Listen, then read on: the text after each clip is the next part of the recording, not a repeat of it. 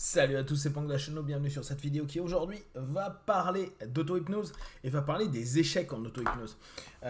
Ça paraît assez cohérent que comme tout système, on ait des réussites et on ait des échecs. L'auto-hypnose, c'est un travail de fond et c'est un peu comme si vous alliez vous entraîner régulièrement à une discipline, qu'elle soit culturelle, artistique ou sportive. Et par moment, vous avez des résultats qui sont positifs et par moment, avec la même recette, vous allez avoir des résultats qui n'apportent rien parce que les thèmes que vous abordez, parce que peut-être l'état dans lequel vous êtes autour de votre session et puis l'ensemble des éléments qui vont interagir avec vous a posteriori ou a priori de la session va pouvoir automatiquement avoir une influence sur le travail que vous faites sur vous. Je vous rappelle, à mon avis, on peut avoir les mêmes résultats qu'en hétéro-hypnose avec l'auto-hypnose. Le seul problème, c'est que ça demande beaucoup de temps.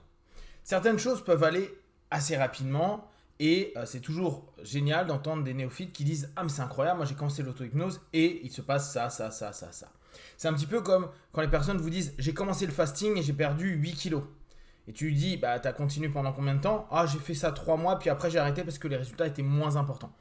Vous savez qu'au départ, c'est comme si il y avait quelque chose de nouveau que vous êtes en train de développer. Et cette logique de la nouveauté vous font déjà percevoir les choses de façon hyper amplifiée. Les résultats arrivent plus facilement parce que c'est comme si vous aviez fait zéro sport et que d'un coup vous dites je commence le sport. Oui, il va y avoir un gain de masse musculaire, un gain d'endurance, un gain de plein de choses. Et c'est normal parce que vous partiez du step 0 à l'étape 3, 4, 5. Donc la montée elle est rapide. Sauf que vous savez que la plupart du temps on fonctionne par palier. Donc il y a des moments, c'est le début donc ça monte direct, on est chaud bouillant. C'est comme si on était à la montagne et on se dit ah je suis bouillant, j'y vais. Mais au bout d'une demi-heure de marche quand ça monte, on se dit ouais, c'est cool. Alors j'ai super monté sauf que les derniers kilomètres ils vont être peut-être vachement plus longs à monter. C'est la même chose pour l'auto-hypnose. Donc, cette notion de se dire waouh, ça marche trop bien, gardez-le. Et gardez toujours ça comme des ressources. J'ai eu des succès, j'ai eu de la réussite. Comme vous savez, en ce moment, je bosse beaucoup sur la méthode Silva, qui pour moi est une discipline d'auto-hypnose. Et c'est également hyper intéressant d'entendre des diplômés Silva dire ah mais ça m'a hyper aidé pendant mes examens, pendant cette phase de ma vie, pendant telle ou telle chose. Et tout le monde te dit c'est extraordinaire, cool.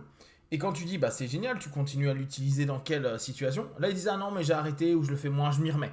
Et parfois ça fait 5 ans, 10 ans, 15 ans, 20 ans, 30 ans. Ils ont mis complètement de côté. Il y a eu du plus, il y a une satisfaction parce qu'il y avait un objectif et c'est très très bien. Ayez des objectifs en tête, précis, réalistes, écologiques, mesurables. Ayez même des micros-objectifs et utilisez votre auto-hypnose pour ça. Mais il y a des moments quand on a eu ce qu'on voulait, j'ai passé mon examen, j'ai eu mon code, j'ai eu ma voiture, j'ai eu ce que je veux, et très souvent on se dit j'en ai plus besoin. Et on met de côté, on utilise moins.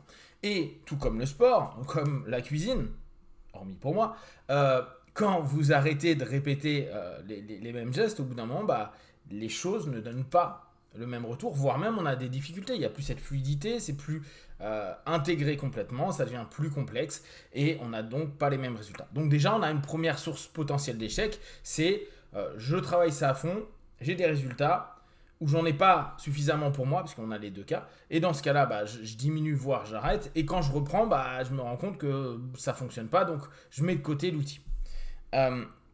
Les autres échecs c'est très clairement un travail sur soi où on a une intention, on a un objectif qui est vraiment clair, c'est précis, on sait exactement où on va, et pour autant on n'y arrive pas. Et pour être quelqu'un qui bosse de l'auto-hypnose tous les jours depuis des décennies, j'ai des résultats sur certains objectifs que je n'atteins pas. Je n'y arrive pas, ça ne fonctionne pas. J'avance un peu, puis je recule. J'avance, puis je recule à nouveau. J'avance, puis je m'écroule. Je me relève, puis j'avance, et ainsi de suite. Et je me dis, ah non, j'ai pas encore touché la bonne chose. J'ai peut-être encore trop de résistance. J'ai des éléments où je vois que ça veut pas. Et je vous rappelle, moi, ma vision par rapport à l'humain, on ne change pas. On va éventuellement avoir des comportements qui vont se modifier, mais le changement profond de ce que l'on est, avec donc des comportements de base, avec des pensées de base, avec des fonctionnements de base, ils sont là, ils sont toujours là. Et autant les intégrer plutôt que dans un premier temps, c'est bien de vouloir se dire je vais tenter de changer. Si on s'aperçoit que ça ne fonctionne pas, se dire comment je vais l'intégrer pour que ce soit le plus positif pour moi et que ça m'ouvre une perspective vis-à-vis de moi-même. Donc, l'idée, quand vous bossez en auto-hypnose, c'est bien sûr d'être rigoureux. Ça fait un peu discipline militaire, mais soyez régulier en tout cas et tentez pendant un laps de temps sur un thème. Là encore, une des grosses erreurs qu'on a, c'est que parfois on a des succès sur certains thèmes et sur d'autres, on se dit je vais faire plein de thèmes à la fois. Ou j'ai eu un succès sur un thème, puis je pense sur un autre, puis là ça fonctionne pas. Prenez votre temps. Prenez votre temps, parfois des semaines, des mois, sur un thème. Oui, c'est pas toujours hyper rapide. Et pour ceux où c'est ok, génial, passez à autre chose après. Et quand c'est pas ok, c'est-à-dire que vous n'avez pas de feedback, vous avez l'impression que ça ne progresse pas, que vous n'avancez pas, interrogez-vous. Qu'est-ce qui ne va pas? Qu'est-ce qui fait que ça ne fonctionne pas? Qu'est-ce qui fait que je maintiens ça? Qu'est-ce qui fait que j'ai peur de changer? Qu'est-ce qui fait que peut-être au bout du compte, c'est quelque chose qui est ok avec moi, même s'il y a plein d'éléments qui en suivent qui m'embêtent. Alors comment je vais pouvoir restructurer ça? Souvent, ce que j'aime bien dans l'hypnose, c'est que ça ne va pas dans des directions qui ne sont pas réalistes. Il y a des cas exceptionnels, de trucs un peu fous qui se passent, mais comme d'habitude, la généralité ne fait pas... l'exception ne fait pas la généralité. La généralité est quand même quelque chose où on se rend compte que si c'est pas réaliste pour soi, que c'est trop... je vais devenir numéro 1 mondial de telle discipline. Je vais perdre 60 kilos en 2 mois. Je vais, en faisant que, bien sûr, de la muscu, de la diète, etc. Tous les trucs excessifs, tous les trucs qui semblent réalisables, parce que des gens l'ont fait, mais ils l'ont fait par step. Et que nous, on se plonge en se disant « Ouais, mais si, moi, c'est ce que je crois, j'y vais, etc. » Notre cerveau, il va dire « Bah non, en fait, comment veux-tu? J'ai aucune ressource vis-à-vis de ça. J'y crois pas vraiment. » Beaucoup de nos échecs sont parce que j'y crois pas. J'y crois pas parce que j'ai plein d'éléments qui sont bloquants, que je n'ai même pas traités en amont et que je veux faire sauter. Et en fait, non, la structure dans laquelle je suis, c'est un rouage, c'est comme un moteur. Et vous êtes en train de dire, non, mais je vais changer ce moteur qui fait 200 chevaux pour en faire un 400 chevaux. Il va pas te rester beaucoup de pièces de base, donc il va peut-être falloir y aller step by step. Et le tout changer, en gardant le socle de base, non, c'est pas possible. Et c'est un petit peu cette idée-là. On a beaucoup d'échecs parce qu'il y a des moments, on doit aller dévisser quelque chose avant, le travailler, pour que ça enclenche quelque chose d'autre. Et qu'on se dise, oui, là c'est ok, je suis plus libre là-dessus, donc je vais pouvoir faire ce mouvement. Et ainsi de suite. Donc, ne vous en faites pas, vous aurez des échecs en hypnose, en auto-hypnose, pardon. En hypnose aussi d'ailleurs. Et c'est pas grave. Posez-vous la question, ok, qu'est-ce que peut-être je dois faire avant? Qu'est-ce que je peux intégrer? Quand je dis moi, ça fait des années qu'il y a des trucs, j'y suis pas.